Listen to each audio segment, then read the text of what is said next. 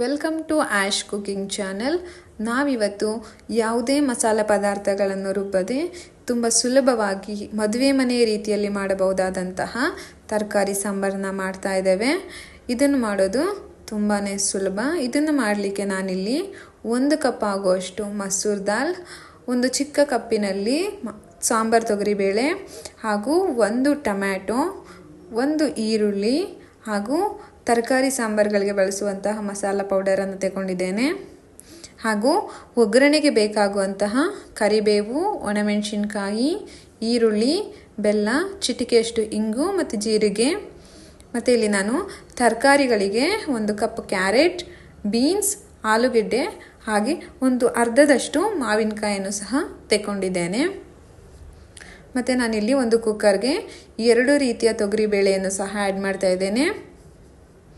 ಮತ್ತು ಇದಕ್ಕೆ ಸ್ವಲ್ಪ ನೀರನ್ನು ಸಹ ಸೇರಿಸ್ಕೊಂಡು ಹಚ್ಚಿರೋ ಅಂಥ ಈರುಳ್ಳಿ ಮತ್ತು ಟೊಮೆಟೊವನ್ನು ಸಹ ಹಾಕ್ಕೊಳ್ತಿದ್ದೇನೆ.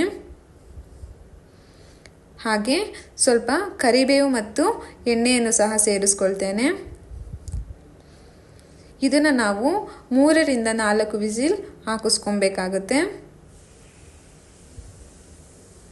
ನಾವಿಲ್ಲಿ ಯಾವುದೇ ಥರದ ಮಸಾಲೆಯನ್ನು ರುಬ್ಬದೇ ಇರೋ ಕಾರಣ ಬೇಳೆಯನ್ನು ತುಂಬ ಚೆನ್ನಾಗಿ ಬೇಯಿಸ್ಕೊಬೇಕಾಗುತ್ತೆ.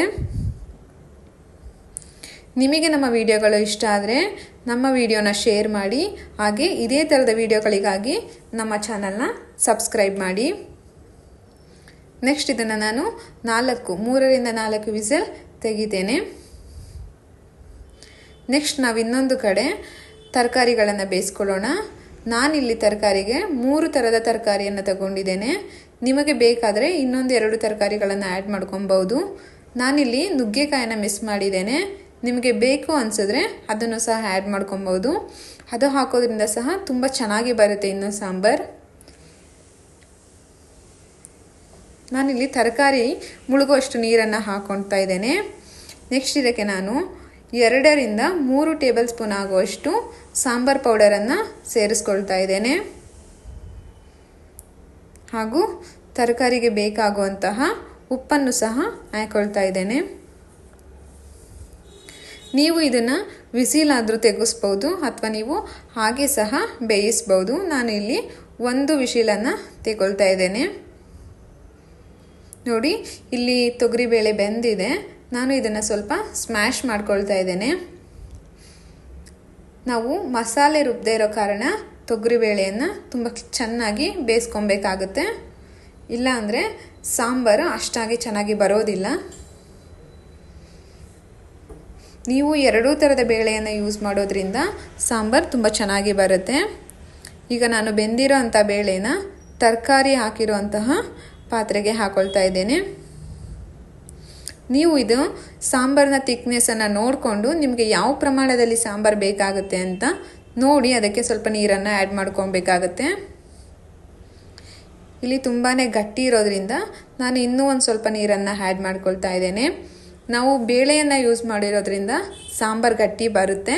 ಹಾಗಾಗಿ ನೋಡಿ ಸ್ವಲ್ಪ ನೀರನ್ನು ಹೆಚ್ಚಾಗಿ ಹಾಕ್ಕೊಳ್ಳಿ. ನೆಕ್ಸ್ಟ್ ನಾನು ಇದಕ್ಕೆ ಹಚ್ಚಿರೋಂಥ ಅರ್ಧ ಮಾವಿನಕಾಯಿಯನ್ನು ಸಹ ಹಾಕ್ತಾ ಇದ್ದೇನೆ. ನೆಕ್ಸ್ಟ್ ನಾನು ಇದಕ್ಕೆ ಸ್ವಲ್ಪ ಬೆಲ್ಲವನ್ನು ಸಹ ಆ್ಯಡ್ ಮಾಡ್ತೇನೆ.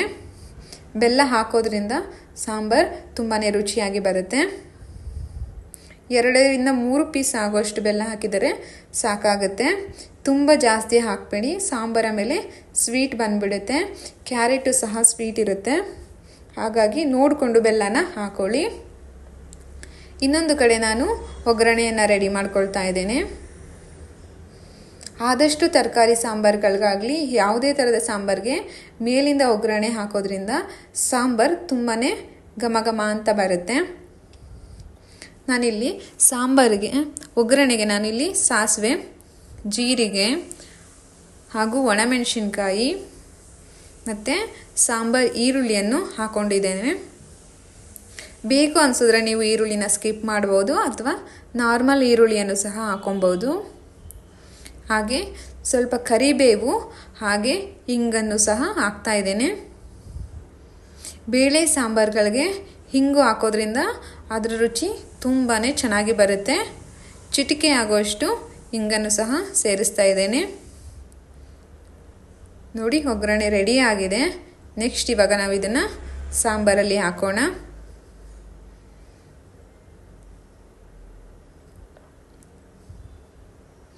ನಿಮಗೆ ನಮ್ಮ ಚಾನಲ್ ಇಷ್ಟ ಆದರೆ ದಯವಿಟ್ಟು ನಮ್ಮ ವಿಡಿಯೋನ ಸಬ್ಸ್ಕ್ರೈಬ್ ಮಾಡಿ. ನೋಡಿ, ಸಾಂಬಾರು ರೆಡಿ ಆಗಿದೆ. ಕೇವಲ ಒಂದು 10ರಿಂದ 15 ನಿಮಿಷಗಳ ಒಳಗಡೆ ನಾವು ರುಚಿಕರವಾದ ತರಕಾರಿ ಸಾಂಬಾರನ್ನು ಮಾಡ್ಕೊಬೋದು, ಯಾವುದೇ ಮಸಾಲೆ ಪದಾರ್ಥಗಳನ್ನು ರುಬ್ಬದೆ. Thank you for watching.